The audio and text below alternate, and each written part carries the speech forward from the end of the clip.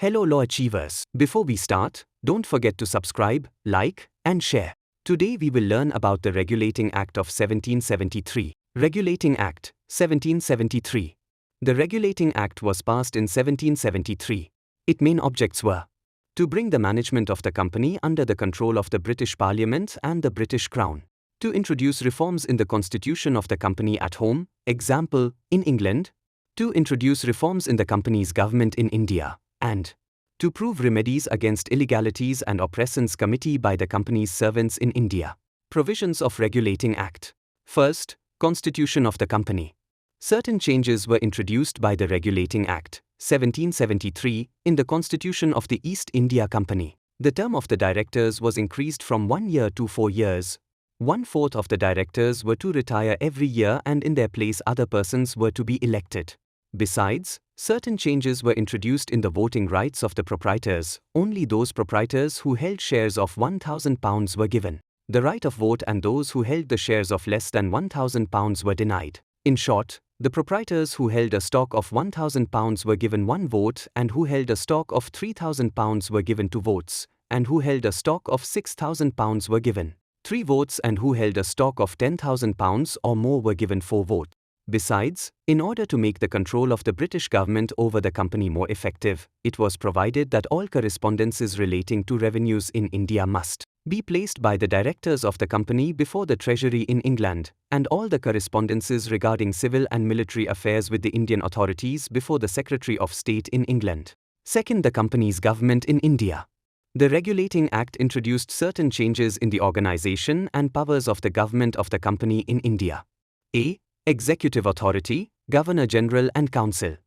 As regards the government of Calcutta Presidency, in the place of the government and council, a new government under the Governor-General and Council of 4 members was established.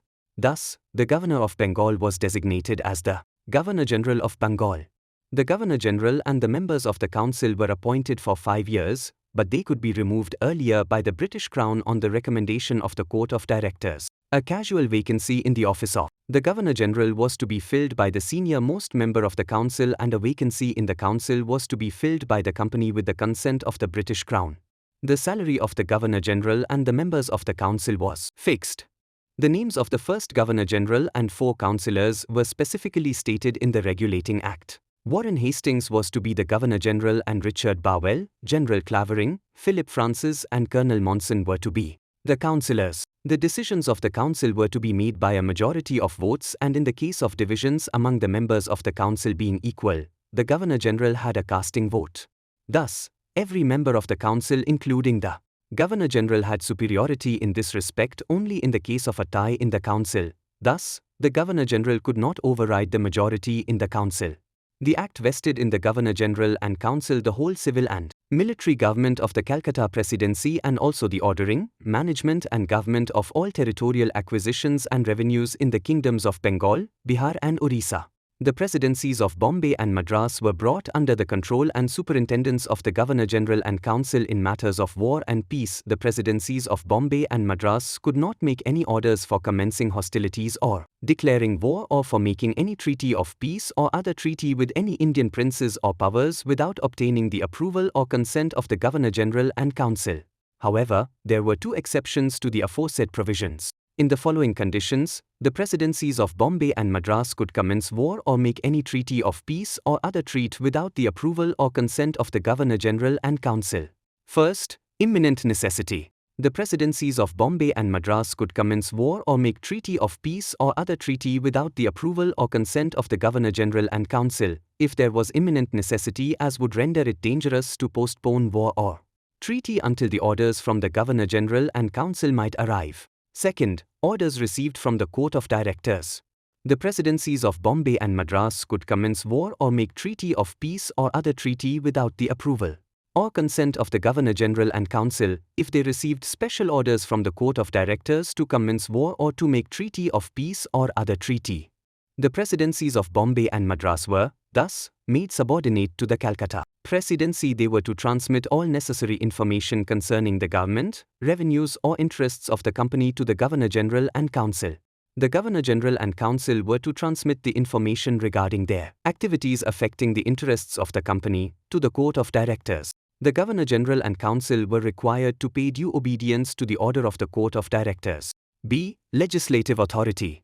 The Governor General and Council were empowered to make rules and regulations and issue ordinances for the good governance of the settlement of Fort William and the factories subordinate to it. The rules, regulations and ordinances made by them were required to be just and reasonable and not repugnant to the laws of England. They were to be of any force after being published and registered with the Supreme Court with its consent and approbation. Besides, any person in India could file an appeal against such rules, regulations and ordinances in the King in Council within 60 days of their registration in the Supreme Court. However, the appeal had to be lodged in the Supreme Court at Calcutta within 60 days of their registration in the Supreme Court.